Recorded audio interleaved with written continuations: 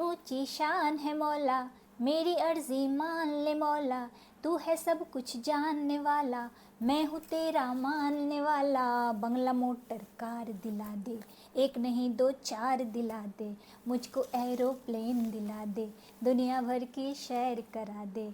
ऐसे वैसों को दिया है, कैसे कैसों को दिया है, मुझको भी तो लिफ्ट करा दे, थोड़ी सी तो लिफ्ट करा दे। Good evening, how are you? I hope all of you are doing well. जी हाँ, मेरा नाम है कल्पना और मैं फिर से हाजिर हूँ इस चैनल पे एक नई कहानी के साथ, जिसमें है बहुत सारा ड्रामा, बहुत सारा हंगामा, बहुत सारे moral values and at the end happy ending. जो लोग भी मेरे समय के हैं उन्हें पता होगा कि टीवी पे एक सीरियल आता था, मुंगेरी लाल के हसीन सपने। मुंगेरी लाल जब सपना देखता था तो वो सपनों में खो जाता था और वो सपने हम भी देखने लगते थे और हमें बड़ा मज़ा आता था। आज फिर से मैं एक ऐसे ही मुंगेरी लाल की कहानी लेके आई हूँ और आप सब उस सपने में खो जाइए। लेकिन उससे पहले अगर आप सब ने मेरे चैनल को लाइक, सब्सक्राइब एंड शेयर नहीं किया है तो प्लीज़ कर दीजिए। एक समय की बात है, एक गरीब नौजवान बहुत ही निकम्मा था। यूँ तो वो बड़ा हट्टा कट्टा था, लेकिन वो काम नहीं करना चाहता था।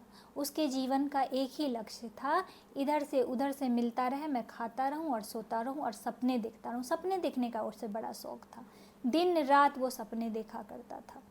एक दिन एक वृद्ध महिला एक मटके में आटा लेके आई और उस नौजवान के हाथ में दे दिया।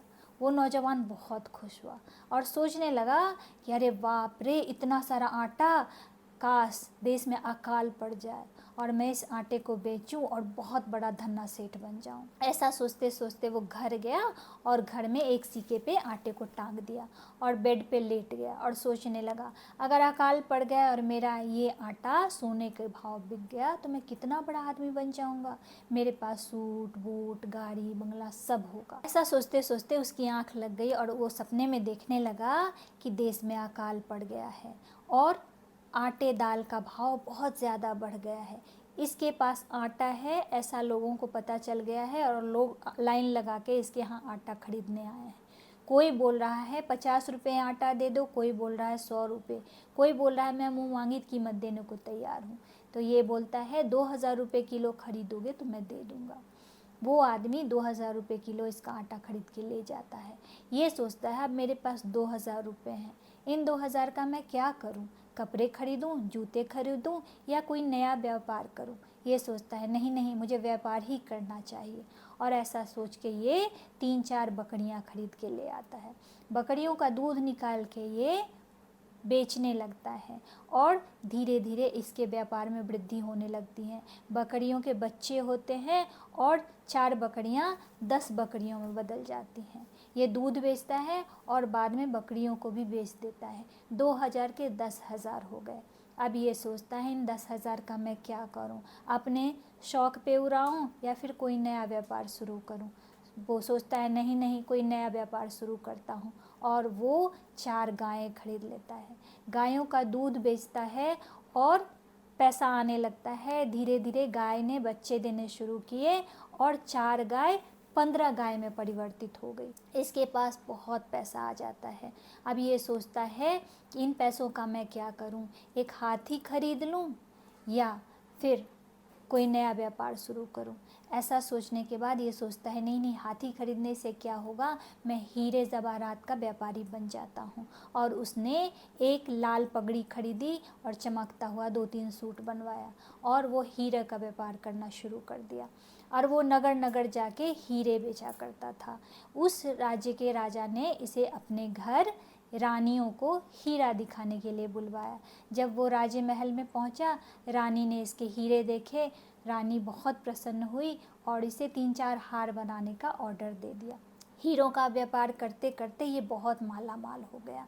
अब रानी, राजा और देश देश से इसे हीरा खरीदने के लिए बुलाया जाने लगा। इसके पास इतने पैसे हो गए। अब इसने सोचा इन पैसों का क्या करूं? इसने एक बड़ा सा महल बनवाया, बड़ा सा बाग बनवाया, बगीचे बनवाया। अब ये सोचने लगा अब मेरे पास पैसे आ गए, घर है, बगीचा है, सब कुछ है, अब मुझे विवाह कर लेना चाहिए। देश देश से लोग अपनी बेटी का रिश्ता लेके इसके पास आने लगे। लेकिन इसकी ख्वाहिश थी कि जब राजा अपनी बेटी का रिश्ता लेके आएंगे तो मैं राजकुमारी से ही विवाह करूँगा। और ऐसा ही हुआ। एक दिन उस देश के राजा अपनी राजकुमारी को लेके इसके पास पहुँचे और बोले, हे नौजवान, तुम मेरी बेटी से विवाह कर लो, ये मेरा सौभाग्य होगा। खुशी खुशी ये राजकुमारी से विवाह कर लेता है और फिर सोचता है अब बच्चे कितने होने चाहिए, एक नहीं, 2 नहीं, मैं इतना बड़ा आदमी हूँ, मुझे 3-4 बच्चे तो होना ही चाहिए। ऐसा सोच के वो खुश हो जाता है और उसके 3-4 बच्चे होते हैं।